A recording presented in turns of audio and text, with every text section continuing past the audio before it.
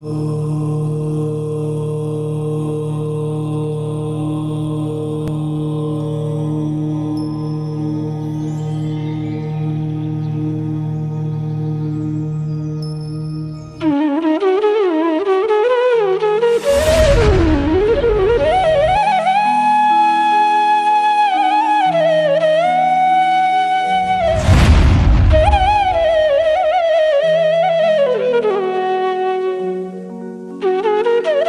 तक हुआ ये रिकॉर्ड नहीं हो पाया। आप थोड़ा सा निवेदन है, यदि मतलब मैं कभी भूल गया तो आप बता दीजिए।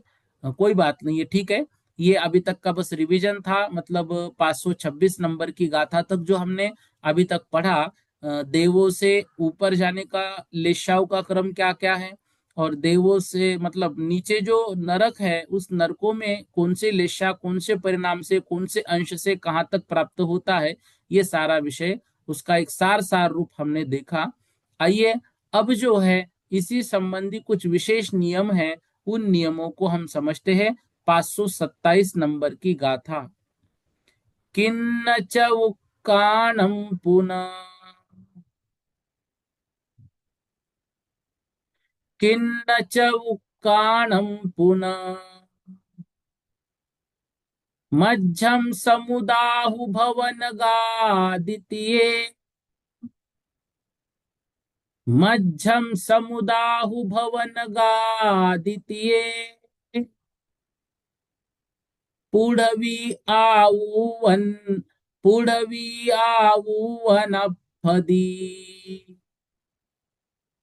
पुढवी आऊवन फदी,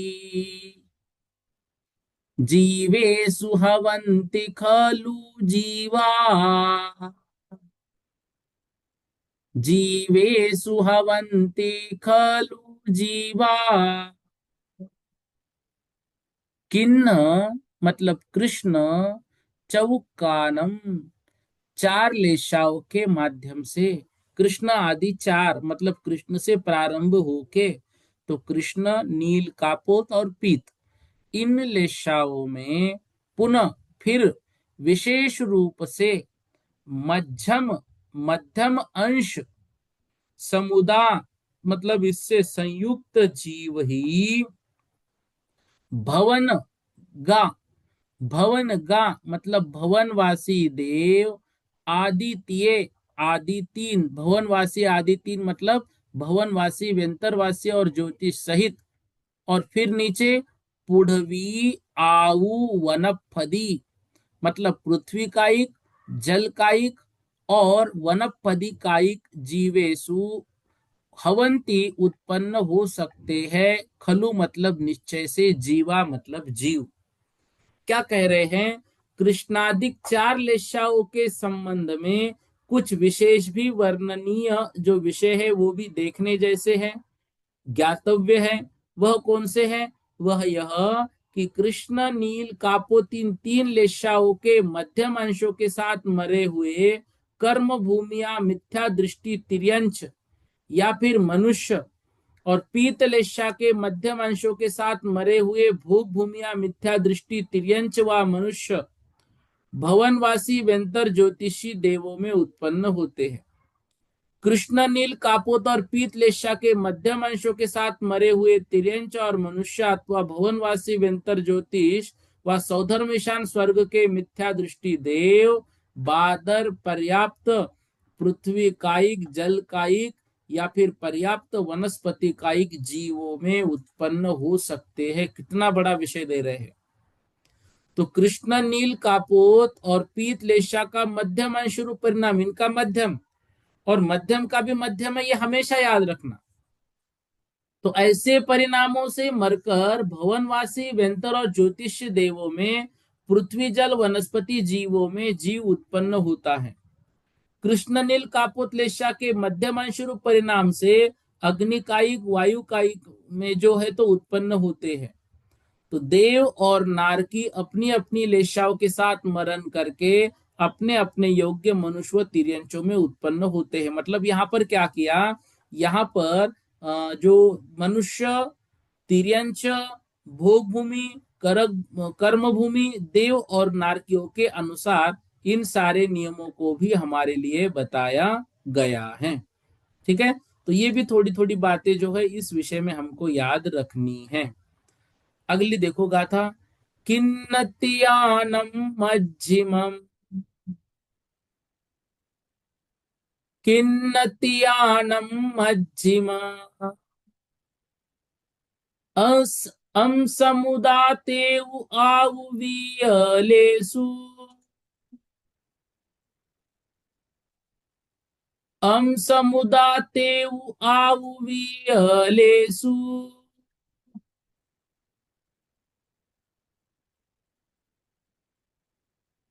सुर निरया सगले सही, सुर निरया सगले सही, नरतिरियम जानती सग जोगम। आप सभी लोग एक साथ उच्चारण कीजिए 1 सेकंड के लिए।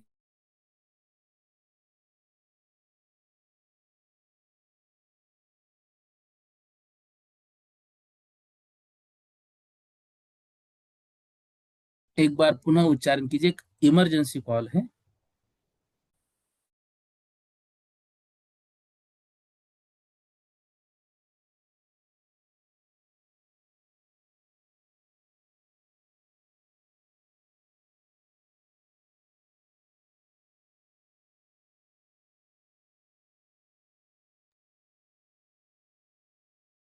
हाँ, देखिए यहाँ पर क्या कह रहे हैं। यहाँ पर हमारे लिए जो विषय दिया जा रहा है वो ये बता रहे हैं, अभी ऊपर जो गाथा हमने पढ़ी उन गाथाओं में हमारे लिए जो विषय दिया गया।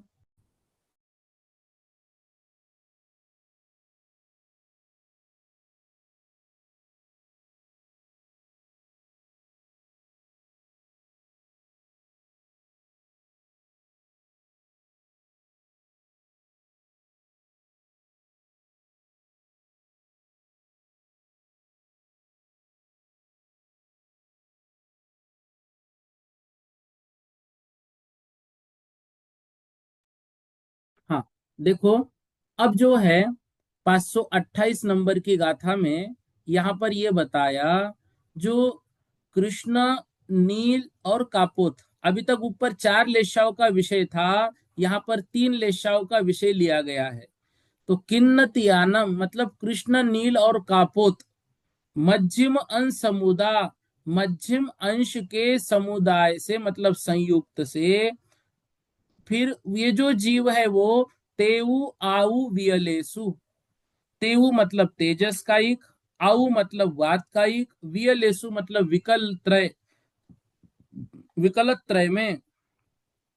फिर नीचे दिया है सुर निरया सगले से हिम, सुर मतलब देव, निर्या मतलब नारकी, सग मतलब अपनी अपनी, लेसही मतलब लेस्या के अनुसार, नर मतलब मनुष्य, तिर्यम मतलब तिर्यंच, जानती जाते हैं, सग जोगम अपनी अपनी योग्यता के अनुसार।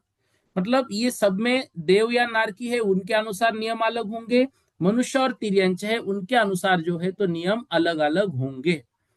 क्या क्या नियम है देखो, यहाँ पर बता रहे हैं, कृष्णा, नील, कापोतीन 3 लेशाओं के मध्यम अंश के साथ मरे हुए तिर्यंच व मनुष्य, तेजस कायिक, वात कायिक, विकलत्रय, असंगी पंचेंद्रिय साधारण वनस्पति, इनमें यथा योग्य उत्पन्न होते हैं। और भवनत्रय आदि सर्वार सिद्धि पर्यंत के देव तथा सातों पृथ्वी संबंधी नारकी अपनी अपनी लेशा के अनुसार मनुष्य गतिया तिर्यंच को प्राप्त होते हैं। तो जिस गति संबंधी आयु का बंध हुआ हो उस ही गति में मरण समय पर होने वाली लेशा के अनुसार वे जीव मरकर उत्पन्न होते हैं। यहाँ मरण समय पर असंक्षेपाद्य काल के अनुसार, और बाकी जो है वो जो अपकर्ष काल आते हैं उसमें यदि ये परिणाम हो तो दोनों विषय इसमें लेना है। तो जैसे मनुष्य अवस्था में किसी जीव ने देवायु का बंध किया और मरण समय पर उसके कृष्ण आदि अशुभ लेशा में से कोई हुई, तो वह मनुष्य मरण करके भवनक त्रिक में कहीं योग्यता अनुसार उत्पन्न होगा। अब यहाँ पर दो बातें परिवर्तित हो रही है। आयुबंध देव का हुआ है, आयुबंध देव का हुआ, लेकिन असंक्षेपाध्याय काल में उस जीव के परिणाम बिगड़ गए। तो वहां पर जो है उसका मतलब परिणाम बिगड़ने से वैमानिक से बजाय वो भवनक त्रिक में योग्यता अनुसार उत्पन्न होगा, उत्कृष्ट देवों में नहीं जाएगा। तो अब देखो, अपकर्ष काल में भी परिणामों की विशेषता का महत्व है, साथ ही साथ मरण करते समय भी परिणामों की अपनी एक विशेषता है। वह दोनों भी बातें हमको याद रखनी है। तो यदि शुभ लेशा हुई तो यथा योग्य वही जीव, मान लो पहले भवनक त्रिक का किया हो तो वो भी ऊपर जाएगा, और कल्पवासी किया हो तो कल्पवासी देवों में भी उत्पन्न होगा। इसी प्रकार देवों और नारकियों के विषयों में भी समझना चाहिए।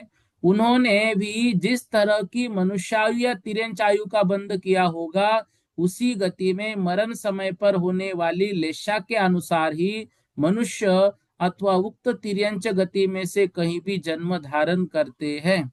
इस प्रकार से यहाँ पर जो है वह कुछ बातों की विशेषताओं के माध्यम से ये वर्णन हमको बताते हैं। तो देखिए, कृष्ण नील कापोत के मध्यम अंश सहित मरने वाले तिर्यंच मनुष्य वे अग्निकायिक, वायुकायिक, विकलत्रय, असंगी, पंचेंद्रिय, साधारण वनस्पति इनमें उत्पन्न हो सकते हैं। भवनत्रय आदि सर्वार सिद्धि तक के देव और धर्मादि 7 पृथ्वियों में नारकी जो है वो अपनी अपनी लेशा के अनुसार यथा योग्य मनुष्य गति या तिर्यंच गति को प्राप्त होते हैं। यहाँ इतना जानना कि जिस गति संबंधी पहले आयु बांधी थी, उसी गति में मरण होते समय जो लेशा होती है उसके अनुसार उत्पन्न होता है। जैसे मनुष्य के पहले देवायु का बंध हुआ, और यदि मरण के समय कृष्णादि अशुभ लेशा हो तो भवनक त्रिक में उत्पन्न होता है। ऐसे यहाँ पर सभी जगह पर हमको लगाना है। मतलब देखो, दो चीजें हुई, अपकर्ष काल में कौन सी लेशा थी उसके अनुसार आयु बंध हुआ, इसके साथ साथ ये बता रहे हैं विशेषता कि मरण समय भी वो जो लेशा होगी उसका भी वहां पर जो है तो असर पड़ता है। अब यहाँ पर याद रखना है, मान लो देवायु का बंध हुआ, और देवायु का बंध होने के बाद उत्कृष्ट देवायु है, तो अब जीव के परिणाम व्रत धारण करने रूप हो रहे हैं। व्रत आदि धारण किए, सब कुछ बहुत अच्छे से किया, ठीक है, लेकिन जो मरण है वो संकलेश से हुआ। वहां गति यदि समझो मतलब बिगड़ने का जो कारण होता है वो अंतिम समय के जो लेशा है उस पर भी जो है तो थोड़ा बहुत हमारा असर रहता है। इसलिए अपकर्ष काल के साथ साथ मरण समय पर समाधि मरण की बात जो की जाती है वो इसलिए की जाती है कि मरण शांति से होना चाहिए, जागृत अवस्था में होना चाहिए, बिना डरे होना चाहिए, क्योंकि अधिकतर मरते समय जो परिणाम संश्लेषित होते हैं उसका मुख्य रूप से कारण होता है मौत से डरना। ठीक है, तो वह डर निकल जाता है जब हम समाधि लेते हैं, तो हमने मौत से आगे निकल गए हैं। अब हम उससे डरना क्या, हमने तो उसको स्वीकार कर लिया है। इस प्रकार के जो है तो भाव हमारे होते हैं। तो ये भी बातें जो है तो आज ये दोनों तीनों गाथाओं के माध्यम से विशेष रूप से याद रखने जैसी हैं। एक गाथा देखो, 529 नंबर। यहाँ पर स्वामी अधिकार का वर्णन कर रहे किस गति के कौन कौन स्वामी हैं। काऊ काऊ काऊ, काऊ काऊ काऊ, नीला नीलाय नीलकिन्नाय, नीला नीलाय नीलकिन्नाय, किन्नाय परम किन्हा, किन्नाय परम किन्हा, लेसा परमादिपूढ़ वीनम, लेसा पढ़मादिपूढ़ वीनम।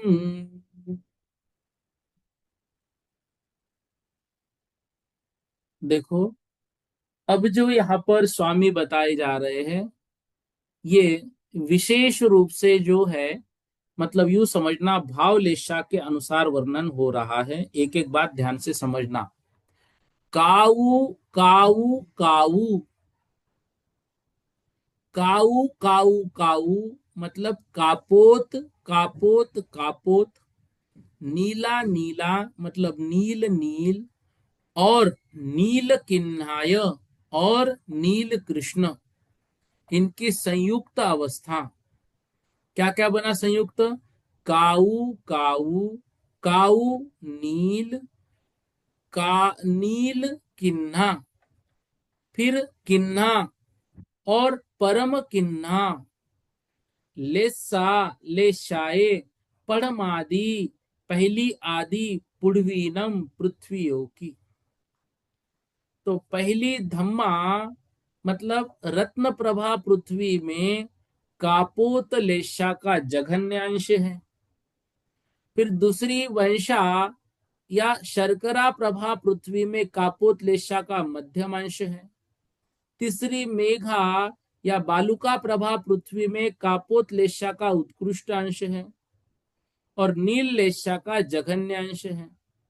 चौथी अंजना या पंक प्रभा पृथ्वी में नील लेशा का मध्यम अंश है। पांचवी अरिष्टा या धूम प्रभा में नील लेशा का उत्कृष्ट अंश है और कृष्ण लेशा का जघन्य अंश है। छठी मघवी या तम प्रभा पृथ्वी में कृष्ण लेशा का मध्यम अंश है। सातवीं माघवी या महातम प्रभा पृथ्वी में कृष्ण लेशा का उत्कृष्ट अंश है। इस स्वामी अधिकार में भाव लेशा की अपेक्षा की ही कथन की मुख्यता है। इसलिए पूर्वोक्त प्रकार से यहाँ नरकों में भाव लेशा है। यद्यपि देव गति के समान नरक गति में भी द्रव्य और भावलेशा सदृश्य ही हुआ करती है, लेकिन ये वर्णन द्रव्य लेशा की अपेक्षा से नहीं है, ये भावलेशा की अपेक्षा से वर्णन है। तो काऊ काऊ काऊ जो 3 बार कहा, तो पहली पृथ्वी धम्मा, उस पृथ्वी में कपोत लेशा, वंशा दूसरी में कपोत का मध्यम अंश और मेघा तीसरी पृथ्वी में कपोत का उत्कृष्ट अंश। ये 3 बार जघन्य, मध्यम और उत्कृष्ट, वैसे 3 भेद। अंजना नामक चौथी पृथ्वी में नील का मध्यम, अरिष्ट नामक पांचवी पृथ्वी में नील का उत्कृष्ट और कृष्ण में सॉरी उसी में कृष्ण का जघन्यांश। मघवी नामक छठवीं पृथ्वी में कृष्ण का मध्यमांश और माघवी नामक सातवीं पृथ्वी में कृष्ण का उत्कृष्ट अंश जो है पाया जाता है। ठीक है, इस प्रकार से नारकियों में इन परिणामों की विशेषता जो है तो बताई गई है। अगली गाथा देखो। नरतिर्यानम ओघो, नरतिर्यानम ओघो, इग विगले तिन्नि चौ असन्निस, इग विगले तिन्नि चौ असन्निस, सन्नि अपुन्नगमिच्छे, सन्नि अपुन्नगमिच्छे, सासन सम्मे वि असुहतियम, सासन सम्मे वि असुहतियम। नर तिरयानम ओघो मतलब मनुष्य और तिर्यंचों में ओघ के समान, मतलब सामान्य रूप से वर्णन। इगी विगले, इगी मतलब एक इंद्रिय, विगले मतलब विकल इंद्रिय, मतलब ये मालूम है हमको, 2 इंद्रिय 3 इंद्रिय चतुर इंद्रिय। तिन्नी चौ असन्निस, फिर 3 इंद्रिय 4 इंद्रिय और असंगी पंचेंद्रिय के। फिर सन्नी अपुन्नग मिच्छे, सन्नी मतलब संगी, पुन्नग मतलब लब्ध पर्याप्तक, मिच्छे मतलब मिथ्या दृष्टि, शासन सम्य और सासाधन सम्यक तो वाले भी। ये पुन्नग जो है ना वो नीचे यहाँ अपुन्नक शब्द निकलेगा। अपुन्नक मतलब लब्ध पर्याप्तक, ठीक है। फिर मिच्छे मिथ्या दृष्टि और शासन समय मतलब सासाधन सम्यक वाले में भी असूह अशुभ तियम मतलब तीन लेशाए। तो मनुष्य और तिर्यंचों में सामान्य से छह लेशाए हैं, परंतु विशेष रूप से एकेंद्रिय और विकल इंद्रिय मतलब दो इंद्रिय तीन इंद्रिय चतुर्ंद्रिय जीवों के कृष्ण आदि तीन अशुभ लेशाएं होती है।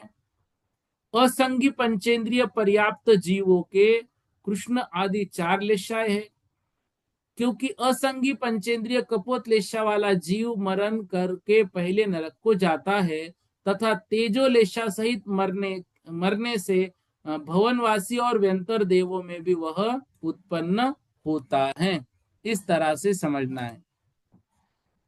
कृष्ण आदि तीन अशुभ लेशा सहित मरने से यथा योग्य मनुष्य व तिर्यंचों में उत्पन्न होता है, और संगी लब्ध पर्याप्तक मिथ्या दृष्टि मनुष्य और तिर्यंच अपि शब्द से असंगी लब्ध पर्याप्तक और सासाधन गुण स्थानवर्ती निवृत्त पर्याप्तक तिर्यंच मनुष्य तथा भवनक त्रिक इतने जीवों में कृष्ण आदि तीन अशुभ लेशा के साथ होता है। तिर्यंच और मनुष्य उपशम सम्यक दृष्टि जीवों के सम्यक काल के भीतर विशिष्ट संक्लेश हो जाने पर भी ये तीन अशुभ लेशाएं नहीं हुआ करती हैं, किंतु उसकी विराधना करके सासाधन बनने वालों के अपर्याप्त अवस्था में तीनों अशुभ लेशा है, तो तीनों अशुभ लेशाएं वहां पर होती है। इस तरह से समझना है। तो यहां पर देखो ये वर्णन जो है भावलेशा के अनुसार है, ऐसा हमने आज समझा। और फिर इस गाथा में जो बताया मनुष्य और तिर्यंच का ओक के समान, मतलब यदि सामान्य रूप से देखेंगे तो छह लेशाएं हैं। फिर प्रत्येक का अलग अलग विषय यहाँ पर दिया, एक केंद्रीय विकल इंद्रिय आदि जीवों की तीन अशुभ लेशाएं, असंगी पंचेंद्रिय पर्याप्त के कृष्णादि चार लेशाएं।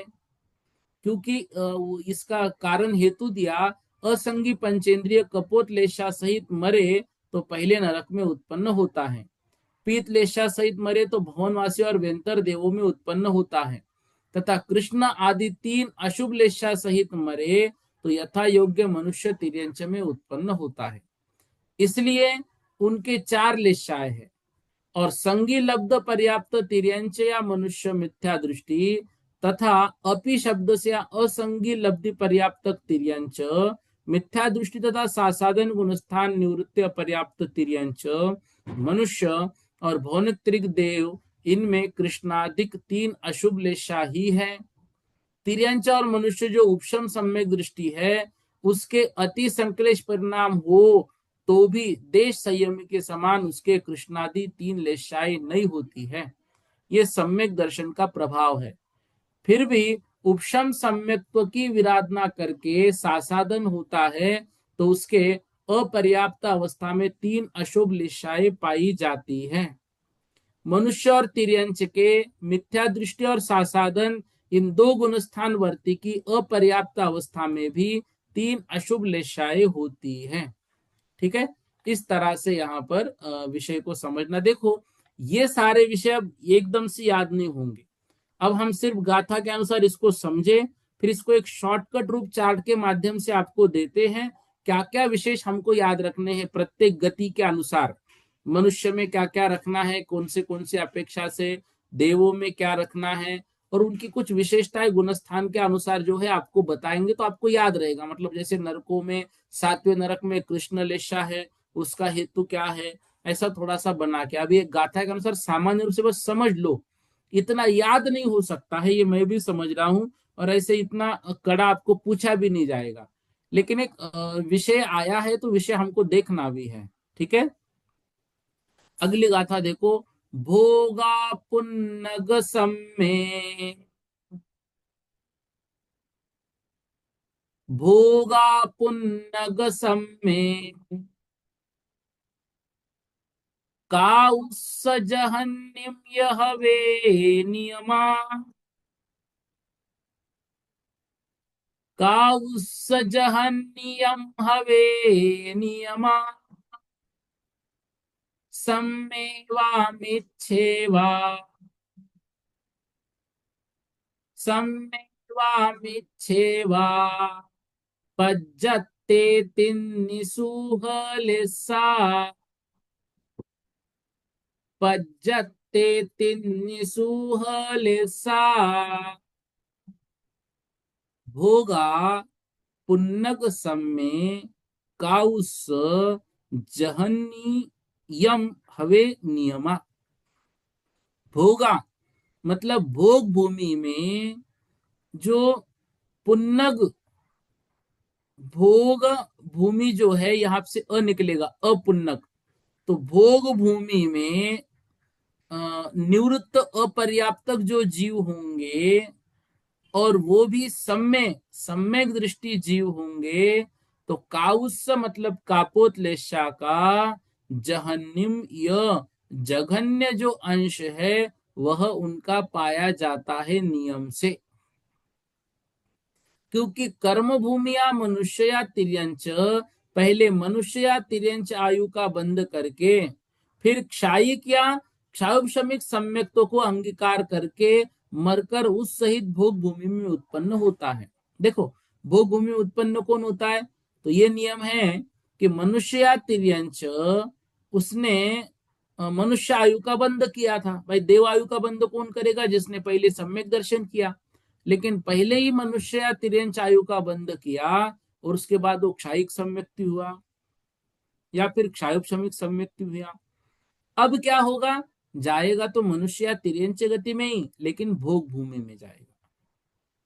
तो वहां उस योग्य संकलेश परिणाम कापोत के जघन्य अंश रूप जो है वो परिणमन होते हैं। सम्मेवा मिच्छेवा पज्जते तिन्नि सुहलेसा। उस भोग भूमि में पज्जते मतलब पर्याप्त अवस्था में, सम्मेवा मिच्छेवा सम्यक दृष्टिया मिथ्या दृष्टि जीव, तिन्नी तीन, पीत पद्म शुक्ल सुहलेसा, इन शुभ लेशाओं से सहित ही होते हैं। ऐसा भोग भूमि के विषय में बता रहे हैं। तो भोग भूमि के निवृत्त पर्याप्तक जीव समय मतलब सम्यक दृष्टि में कापोतलेशा का जघन्य अंश उनका होता है नियम से, और सम्यक दृष्टि अथवा मिथ्या दृष्टि अथवा पर्याप्त अवस्था में तीनों जो है उनकी शुभ लेशाएं होती हैं। यहाँ पर इस तरह से भोग भूमि के जीवों का जो है वर्णन कर रहे हैं। ठीक है। अयदोतिच्छले साहू। अयदोतिच्छले साहू। सुहतियले साहु देश वीर देश।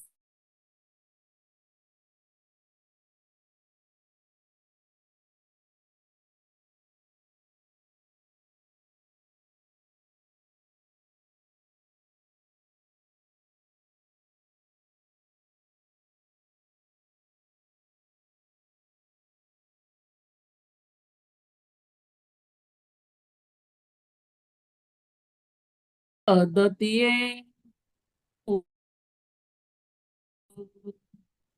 अयदो। अयदो मतलब असंयत, मतलब संयम रहित जीव। ति मतलब उनके विषय में ऐसा कहा गया है। छह मतलब छह, लेसाओ लेशाए, सुह शुभ, तीय मतलब तीन, लेसाए लेसा के साथ, देश विरदेवु देश विरत, तीय मतलब तीन गुण स्थानों में, और तत्व उसके ऊपर, शुक्ल लेशा, अयोगी ठानम अयोगी गुणस्थान तक, फिर अयोगी गुणस्थान अलेसम मतलब लेशारित मतलब सयोगी गुणस्थान तक, और उसके बाद अयोगी गुणस्थान जो है वो अलेसम मतलब लेशा रहित है निश्चय से। तो असंयत तक चार गुणस्थानों में छो लेशा, अयदोक्ति असंयतक चार लेशाओं जो सॉरी चार गुणस्थानों में असंयत है ना, तो असंयत कहाँ है, चार गुणस्थानों में, तो छह लेशाएं। देश विरत आदि तीन गुणस्थानों में पीतादि शुभ लेशाएं, तो पीतादि तीन शुभ लेशाएं। देश विरत तीय, देश विरत तीय। फिर उसके ऊपर, तो देश विरत प्रमत्त विरत और अप्रमत्त विरत, इस तीन में पीतादि शुभ लेशाएं।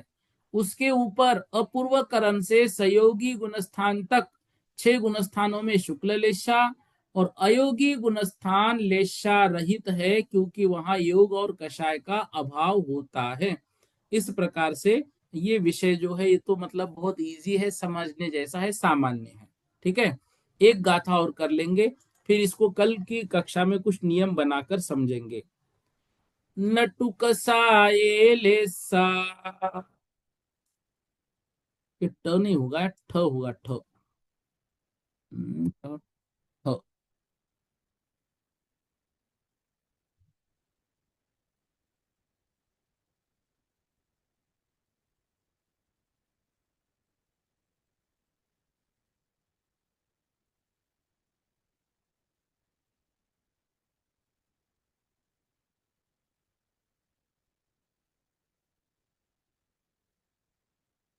तो नटक साये ले सा, नटक साये ले सा, उच्च दिशा भूत पूवग दीनाया, उच्च दिशा भूत पूवग दीनाया, अहवा जोग पहुति, अहुआ जोग पहुति, मुखोती तहिम हवेले सा, मुखोती तहिम हवेले सा। नट्ठ कसाए मतलब नष्ट कषाय वाले अकषाई, लेसा लेशा उच्चदी कही जाती है, सा वह भूतपूर्वम भूतपूर्व गति, नाया भूतपूर्व गति के न्याय से, अहवा या फिर जोग प्रवृत्ति योग की प्रवृत्ति से, मुखति ऐसा, तहीम हवे लेसा वहां कहा जाता है। 10वें गुणस्थान के ऊपर लेशा नहीं है, फिर लेश सॉरी कषाय नहीं है, तो लेशा का सद्भाव कैसे, तो बता रहे हैं अकषाय जीवों के जो लेशा बताई गई है वह भूतपूर्व प्रज्ञापन नय की अपेक्षा से बताई गई है क्योंकि पहले थी, या फिर योग की प्रवृत्ति को लेशा कहते हैं, इस अपेक्षा से वहां पर मुख्य रूप से भी लेशा है क्योंकि वहां पर जो है तो योग का सद्भाव है। जहां कषाय नष्ट हो गए, ऐसे उपशांत कषाय आदि तीन गुण स्थानों में कषाय का अभाव है, फिर भी लेशा है। ये कैसे कहा, तो बताया भूतपूर्व गति न्याय से। तो पहले योगों की प्रवृत्ति कषाय सहित होती थी, वहां लेशा का सद्भाव था, यहाँ योग पाया जाता है, इसलिए यहाँ पर भी उपचार से लेशा का सद्भाव है। ये पहला कारण। दूसरा कारण बताया योग की प्रवृत्ति वही लेशा, ऐसा भी कथन है, इसलिए योग यहाँ है, उसकी प्रधानता है, तो इस कारण से वहां पर लेशा है ऐसा कहा जा रहा है। ठीक है, अब नरकों में, देवों में और मनुष्यों में इस लेशा को कल की कक्षा में और थोड़ा सा विस्तार से समझेंगे। आज इतना ही कर लेते हैं। लक्ष्मी दीदी जी पूछिए। जय जिनेन्द्र भैया जी। हाँ वो आपने बोल ही दिया कि कल और समझाएंगे, तो चार्ट से थोड़ा सा समझा दीजिएगा, तो क्योंकि हाँ थोड़ा हाँ सा हाँ। यो वो क्लियर नहीं हो रहा था, तो लर्न भी ठीक है। हो जाएगा। और एक पहली बात, वो मध्यम अंश का जो आपने बताया था ना कि अपना गतिबंध हमेशा हर लेशा के मध्यम अंश में ही होगा, हम्म। तो फिर परिणाम आगे बिगड़ेंगे अपने जैसे मरण के समय में, तो फिर उसमें भी मतलब उत्कृष्ट अगर अपने भाग कृष्ण लेशा के बने, तो फिर उसमें मध्यम अंश कैसे, फिर उसका उत्कृष्ट का देखो मध्यम। उस समय उत्कृष्ट कृष्ण मत बोलो क्योंकि उत्कृष्ट कृष्ण तो नारकियों के होता है। ठीक है, अब जो भी हम्म लेशा होगी हम्म उस असंक्षेपाध्या काल में उस लेशा के मध्यम परिणाम से ही देखो। अभी वो जो तीन चार गाथाएं अंत में कही ना, उसका हम्म। अर्थ यहाँ पर ये है कि उसका आयुबंध पहले हो चुका है। अब उस समय जो अंत समय में वहां पर उनके परिणाम होंगे उसके अनुसार वहां होगी, तो वहां मध्यम की आवश्यकता ही नहीं है ना, क्योंकि आयुबंध जो है वो मध्यम परिणामों से होता है।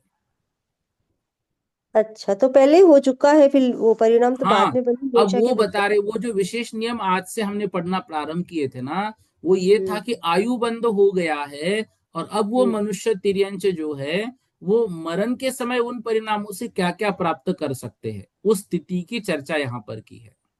अच्छा, और एक और वही भैया जी क्वेश्चन ये था कि मेरा, कि जैसे अपन ने ये देव गति में जो लेशा, द्रव्यलेशा और भावलेशा दोनों एक मानी ना अपन ने, तो हाँ जैसे वहां जो वैकृ शरीर जब बनाएंगे देवता, तो उस समय जो सौधर्मेंद्र और जैसे आते हैं जो यहाँ पृथ्वी पे या इस हाँ तरीके हाँ से, हाँ। तो उस समय उनकी लेशा में कलर कुछ चेंज होता है ना, तो फिर देखो वो देखो, गुण उस कहाँ समय रह। आपको यदि याद हो तो हम्म, देवों की विशेषता समय ये बताए थे, जो उनका मुख्य शरीर है उसकी द्रव्य और भाव लेशा एक होगी।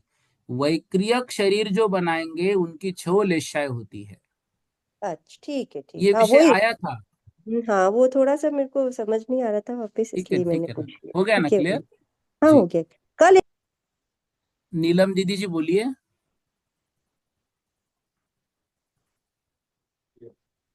जय जिनेन्द्र भैया जी। जी भैया जी, जैसे नरक गति या देव गति से जीव आता है, तो वो कर्म भूमि का मनुष्य त्रियंच बनता है, तो क्या वो भोग भूमि का भी मनुष्य त्रियंच बन सकता है? फिर से एक बार। देव गति या नरक गति से कोई जीव आया, तो कर्म भूमि का मनुष्य त्रियंच तो बनता ही है वो, तो क्या वो हाँ, भोग भूमि का भी मनुष्य त्रियंच बन सकता है? बिल्कुल बन सकता है, बिल्कुल बन सकता है। लेकिन उसके विषय में मैं थोड़ा सा कल बताता हूँ। अभी आप इतना समझना कि वो बन सकता है, लेकिन उसका नियम क्या है मैं थोड़ा कल देख के बोलता हूँ। हाँ। और भैया ठीक जी, है। जैसे अंतिम समय में मतलब जैसे आयु बंद हो गया है पहले, और मतलब अच्छी गति का बंद, देव गति का बंद किया, पर वो परिणाम कैसे मतलब संभाल के, मतलब जैसे अनकॉन्शियस चला गया तो वो कैसे संभाल के रखेगा अपने देखो परिणामों को? वो तो देखो, मतलब मेन तो बात क्या होती है, गति अच्छी यदि हो गई ना तो इतना दिक्कत नहीं जाती है। ठीक है। मतलब फिर जैसे देव गति बंदी है तो ज्यादा से ज्यादा वो कहाँ तक जाएंगे, संकलेश परिणाम उनके भवनत्रिक तक। मतलब एकदम से वो ऐसे कोमा वगैरह की परिस्थिति उन जीवों पर नहीं बीतेगी, अच्छा। क्योंकि हाँ, इतने परिणाम उनके बिगड़ेंगे नहीं ना कि आयु का परिवर्तन ही हो जाए, वो सिर्फ वहीं तक बिगड़ेंगे। तो अच्छा मतलब इसलिए उतना टेंशन उनका नहीं होगा। तो ये अच्छा, जिनका जैसे होता है अंतिम समय में, तो या तो उनका आयु बंधन नहीं हुआ है या उस जी जी। अंतिम असंक्षेपादा काल में होगा, इसलिए ऐसी परिस्थिति उन पर आएगी, क्योंकि अच्छा। इतना तो नीचे परिणाम नहीं गिरेगा। समझ हाँ रहे हैं ना आप। जी जी भैया जी, भैया जी, हाँ और हाँ मैं महाराज जी के पास परसों गई थी, दहीसर में थे महाराज जी। तो हाँ हाँ मैंने उनको तीनों महाराज जी को आपका बताया, तो उन्होंने खुश हाँ होकर बहुत आशीर्वाद दिया। और हाँ हाँ इत्तेफाक ये हुआ, बड़े महाराज जी को मैं बता रही थी कि आपका, आपने नमोस्तु बोला है, और किसी हाँ हाँ व्यक्ति के पास कोई वैभव भैया का फोन आया। तो हाँ मैंने महाराज जी को बोला, महाराज जी वैभव भैया ने आपको नमोस्तु बोला है। और वो व्यक्ति बोल रहे हैं कि महाराज जी वैभव भैया का फोन आया है। तो मेरे से बोले महाराज जी कि क्या वैभव भैया आने वाले हैं यहाँ पर मुंबई? तो मैंने बोली महाराज जी अभी तो नहीं कहते, अभी तो वो चुनाव के उसमें लगे हुए हैं, पता नहीं हाँ। आ रहे कि नहीं। पर मैं इत्तेफाक था, हो सकता कोई और वैभव भैया का फोन हो। तो फिर बोल रहे थे कि आएंगे क्या आप? नहीं, कब गए थे आप, कब? मैं परसों थी दहीसर में गई थी। तो प्रशांत भैया थे क्या मुंबई वाले वहां पर? हाँ नहीं, वो अपने ये नहीं थे, सांगानेर वाले भैया नहीं थे, वो कोई मीरा अच्छा अच्छा, मीरा नहीं रोड फिर के कोई। दूसरा। मैंने हाँ फोन किया था प्रशांत भैया के पास, तो उनसे मुझे महाराज जी से कुछ चर्चा करनी थी। तो प्रशांत भैया से बात की थी, तो प्रशांत भैया ने मेरी बात करवाई थी फिर। हाँ, तो वो हो सकता है वो दूसरे, फिर वो दूसरे कोई प्रसाद हो, भैया ने ऐसा हो दूसरे को सकता बोला है। होगा। हाँ हाँ, ठीक है ठीक है। तो ठीक सभी है। महाराज जी ने आपको बहुत आशीर्वाद दिया है। बिल्कुल, नमोस्तु नमोस्तु। धन्यवाद ठीक दीदी। है, ठीक है। जय जी, जिनेन्द्र। एक रविवार को आऊंगा मैं, लेकिन पक्का। आइए आप। अभी हाँ 26 और। तारीख को प्रोग्राम है बड़ा, मलाड हम्म। में। मलाड में अच्छा, ये अच्छा। अपने आचार्य श्री का सेकंड वो बना रहे हैं ना, पुण्यतिथि। तो हाँ हाँ अच्छा हाँ। प्रोग्राम है, तो आइए, 26 जनवरी को है प्रोग्राम। नहीं, 26 जनवरी को तो मेरा और कहीं का प्रोग्राम है। लेकिन अच्छा देखूंगा, आने वाला हूं मैं एक बार। और हो अच्छा। सकता है बहुत जल्दी आपको खुशखबरी मिले और गुरुदेव के भी चरण मुंबई की ओर आए। चलिए जी जी। आइए आप, है ना। हाँ हाँ। चलिए जी। राजा राज रानी दीदी जी जैन बोलिए। जय जन भैया जी। जी। भैया जी, ये पीतलेशा वाला तेजस काय को वनस्पति काय में कैसे चला जाएगा? कैसे मतलब? अब उस परिणामों की विशेषता है वो। पीतलेशा में परिणाम इतने गिर जाएंगे कि वो हाँ हाँ हाँ। पीतलेशा में भी वो जो है, वो पीतलेशा का वहां पर अंश कौन सा दे रहे हैं? जघन्य अंश दे रहे हैं। इसलिए उसमें वो परिणाम जो है तो बताए गए हैं। देखो, शुभ लेशा में तो पीत का जघन्य स्थान है ना, इस कारण से वो बन सकते हैं, वो उनके लिए कोई दिक्कत नहीं है। मतलब शुभलेशा वाला भी जघन्य शुभलेशा है तो वो हाँ हाँ हाँ। बन सकता है। बिल्कुल बनेगा, लेकिन अब वो वायु का, जैसे तेज कायिक है तो तेज कायिक ऐसा बनेगा वो कि मतलब लोग जो है वो उस जीव को चाहेंगे। अच्छा जैसे जुगनू है, मतलब वो कैसा चमकता है तो भाई लोगों को वो आश्चर्यचकित करता है। तो ऐसे जीव बनेंगे वो। भैया जी, एक और है मेरा। मैं आज हम्म हरिवंश पुराण पढ़ रहे थे, हम्म तो उसमें वर्णन आया जो संबोसरण में केवली होते हैं, हम्म। तो केवली की तो गंध कुटी लगती है ना, वो कैसे होते हैं वहां पे? मतलब क्या बोल रहे हैं? अच्छा, वो समोसरन में केवली भगवान देखो, जैसे हम्म, ही समोसरन में उनको केवल ज्ञान हो जाता है तो वो अपने स्थान से ऊपर उठ जाते हैं। तो वो सभी की गंध कुटी लगे ऐसा कोई नियम नहीं है, वो वहां पर भी बैठ के वहीं से मोक्ष भी वो चले जाते हैं। अच्छा भैया जी। और एक भैया जी, जो गणधर होते हैं भगवान के, हम्म। तो सभी उसी भाव से मोक्षकामी होते हैं? बिल्कुल। गौतम जो, सॉरी, गंधर्व वगैरह होते हैं उसी भाव से मोक्षगामी होते हैं वो तो। मतलब जैसे आदिनाथ भगवान के 84 गणधर बताए, हाँ, तो सभी सभी मोक्षगामी है वो। सभी मोक्षकामी होते तद्भव हैं। मोक्षगामी। ठीक है, थैंक यू भैया जी। जी। श्रीकांता जी जैन। जय जैन भैया जी। मैं जी। गणधर की बात की तो मतलब जो गणधर जो वाणी झेलते हैं भगवान की, तो सभी गणधर झेलते हैं कि एक कोई प्रमुख गणधर? देखो, एक प्रमुख गंधर्व होते हैं जो उनके बिना दिव्य ध्वनि नहीं खिरती है, उनसे होती है। और बाकी सारे ही गंधर्व उसको स्वीकारते हैं, और फिर सब जो है अपने अपने गण को वो अर्थ बताते चलते हैं। एक उनमें मुख्य गंधर्व होते हैं, बाकी वो प्रति गंधर्व होते हैं, तो वो मुख्य गंधर्व से सुन के सबको बताते हैं। अच्छा, तो मतलब फिर लिपिबद्ध मतलब वो कोई और करते कि वो लोग ही करते? नहीं, गंधर और प्रतिगंधर ये समझाते हैं, साधु महाराज लिपिबद्ध करते हैं। गंधर प्रतिगंधर तो उनकी वाणी को समझाते हैं बस। अच्छा भैया जी, परिणामों के अनुसार लेसाएं तो बदलती रहती हैं, हम्म। बाकी जो आयुबंध हो गया, गतिबंध हो गया, तो वो भी क्या बदल सकता है परिणाम के अनुसार? देखो, अभी ये बताया, आयु परिवर्तित नहीं होगी, जो आयु है वही रहेगी। हाँ, परिणाम यदि उत्कृष्ट हो गए तो उस आयु में उत्कृष्ट स्थान मिलेगा, निम्न हो गए तो उस आयु में निम्न स्थान मिलेगा। आयु कम ज्यादा होगी, जैसे नारकियों में ज्यादा आयु बांधी थी, मान लो 7वें नरक की, तो पहले नरक में जाएगा। और पहले देव भवन त्रिक में बांधी तो वैमानिक में जा सकता है अच्छे परिणामों से, ऐसे। ठीक है। और नरक नरक में जो जीव मतलब आयु पूरी हो गई उनकी, तो उनकी कैसे पता लगता है कि इनकी आयु पूरी हो गई? नरक में आयु पूरी होने का नियम, उस दिन बोला था 6 महीने हैं। अब देखो स्वर्गों में तो देखो, पता लग जो जाता जो है। तीर्थंकर होते हैं उनको तो ये पता चलता है भाई, 6 महीने पहले उनको तो वो उनके वज्र का हाँ ये वो, बनाते हैं बस। हाँ बाकी बॉर्डर बना देवों के देते। विषय में कुछ तो नहीं, वो ऐसा तो कोई पढ़ने में शायद हो सकता है कि मेरे ध्यान से निकला हो, मैंने नहीं पढ़ा, मैं देखता हूँ फिर भी। और उनकी मतलब जो उनकी बॉडी का क्या होता होगा? वो तो वैक्रियक शरीर है ना, वो तो वैसी जीर्ण शीर्ण मतलब हो अपने जाता आप, है, वहीं से गायब हो जाता है अपने आप। अच्छा, अपने आप गायब हो हम्म। जाती है, ठीक है। ठीक है। हाँ ठीक है भैया। प्रीति दीदी जी जैन बोलो। जय जिनेन्द्र भैया जी।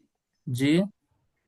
ये गाथा नंबर 527 और 528, इसमें जो है ये दिया है कि 3 अशुभ लेशाओं के मध्यम अंश से मरे हुए जीव कहाँ कहाँ उत्पन्न होते हैं, मतलब तो दोनों गाथाओं का अर्थ आना करना पड़ेगा हमको ना, हाँ, दोनों गाथाओं का अर्थ करना पड़ेगा। है ना, दोनों मिला के करना पड़ेगा। हाँ, वहां पर लिखा होता है देखो ब्रैकेट में योगे, तो वो दोनों गाथाओं का योग वो एक ही रहती है। अच्छा, एक ही है। हम्म। ठीक है। ओ, ठीक है, धन्यवाद भैया जी। जी। केतन भैया जी बोलो।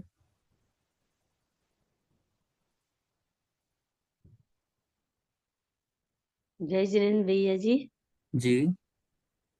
भैया जी हमारा क्वेश्चन है कि 16 कारण व्रत महिलाएं ज्यादा करती हैं हम्म। अधिकतर, मगर वो तीर्थंकर प्रकृति का बंधन नहीं कर सकती क्या महिलाएं? ऐसा कोई नियम है? हम्म, षोडशकार,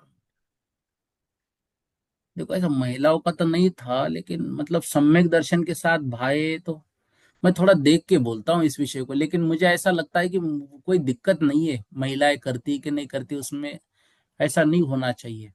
क्योंकि फिर माता भी जी आप देखो वगैरह। उस विषय में तो ये तो है कि भाई सम्यक दर्शन के साथ जो है तो कोई स्त्री नहीं बनता है, इतना हाँ, तो स्त्री के विषय में विशेषता है, लेकिन स्त्रियां तीर्थंकर प्रकृति का आश्रय कर सकती कि नहीं उस विषय में थोड़ा मैं देखना पड़ेगा मुझे। क्योंकि माता जी वगैरह कितना तपस्या, जैसे द्रौपदी माता जी, नहीं, मैं ये गुरुमती लिख माता के जी। लेता हूँ ना प्रश्न, आज के 2 प्रश्न, एक लेना, एक महिलाओं का तीर्थंकर प्रकृति के विषय में, और एक नरकों में अंतिम आयु कैसे पता चलती। 2 प्रश्न मैंने लिख के रखे, देखता हूँ मैं इसको कल। हाँ भैया जी, धन्यवाद। जी जी। सुलेखा दीदी जी बोलिए। जय जिनेन्द्र भैया जी। भैया जी जी। हम हरिवंश पुराण पढ़ रहे हैं, उसमें दो हाँ, नाम आए हैं, अरिष्ट नेमी का अलग नाम आया है और नैमी कुमार का अलग नाम आया है, ये कौन कौन है? हरिवंश पुराण में अरिष्ट अरिष्ट नेमि नेमी, और, नैमी कुमार। तो वर्णन तो एक ही होगा ना दोनों का। नहीं नहीं, अलग अलग वर्णन है दोनों का उसमें। अरिष्ट नेमि तो अपने नेमिनाथ भगवान है, बाकी नेमि कुमार का मैं देखता हूँ, वो मुझे भी नहीं मालूम, मैंने नहीं पढ़ा है सही कहूँ तो। हाँ मैं अभी पढ़ रही हूँ उसमें, तो उसमें दो नाम दिए अलग अलग। अरिष्ट नेमी का नाम भी दिया है, फिर बाद में दिया है दो चार पांच लाइन के बाद नैमी कुमार का। नहीं, ठीक है ठीक है, मैं देखता हूँ, मुझे नहीं मालूम दीदी ये। हम्म। अच्छा। जी जी। ठीक चलो। है भैया जी। हाँ, इतना आज कर लेते हैं। बोधि समाधि परिणाम विशुद्धि स्वात्मोपलब्धि शिवसो की सिद्धि चिंतामणिम चिंतित वस्तु दानिम तामंद मानस्य ममास्तु देव।